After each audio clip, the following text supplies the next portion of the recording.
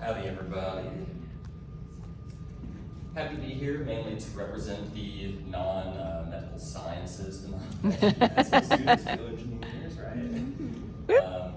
I just want to also say I feel like I do owe Sizer here a bit of credit, because I think if it wasn't for Sizer, I would never have met my lovely wife, Kenya, here. And if it wasn't for Sizer, I also wouldn't have been able to do a lot of the undergraduate research I did that I was able to leverage into working at Los Alamos National Laboratory.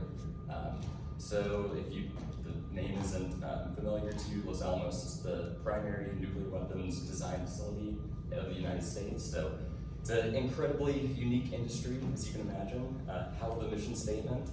And so I've been there for 2 years now. Work is amazing. Get to do awesome stuff, hiking all the time. And here's just a smattering of experiments, cool stuff I've got to do over the years, partially through Sizer, partially through Los Alamos. Don't ask too many detailed questions. What's going on? But yeah, I'm just happy to be here with Sizer. They enable a lot of incredibly unique opportunities. So, thank you. Woo.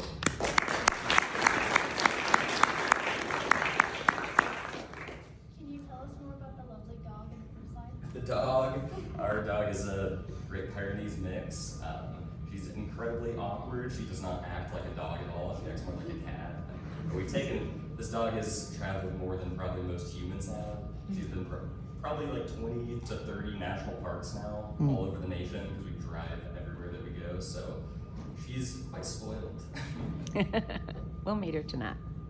Is there work in Los Alamos National Labs about the environmental side effects of the explosives? Absolutely, that's a huge, huge portion.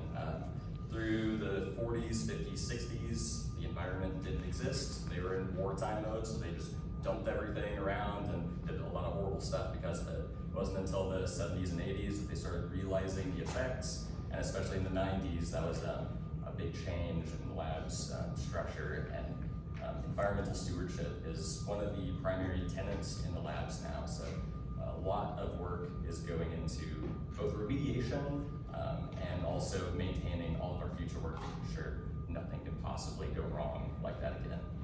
But I will dispel a little bit a lot of the fear around nuclear waste. It's not as scary, I think, as a lot of people make it out to be, and there's a lot of, we know now through the research that we've done, we know how to control it, so you don't have to be so scared about all the potential radioactive stuff. Have you gotten to go down to the hamburger joint where those guys snuck out and went when they were working on the bomb? Yeah, I have too. It's amazing. there's a lot of really weird history in Los Alamos. There sure is. Can you talk about your path kind of getting to be able to work at Los Alamos? How did you get there, and was that kind of your goal from the start?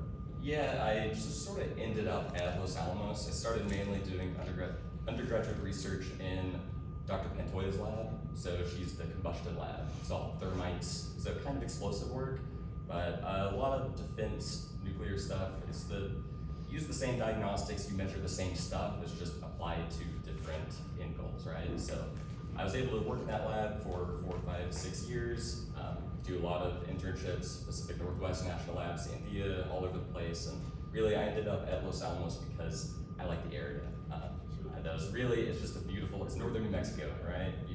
It's just a gorgeous place. So. Can you expand on what your day-to-day kind of looks like at Los Alamos? Yeah, so the main thing I work in the detonator group. So I'm a diagnostics guy.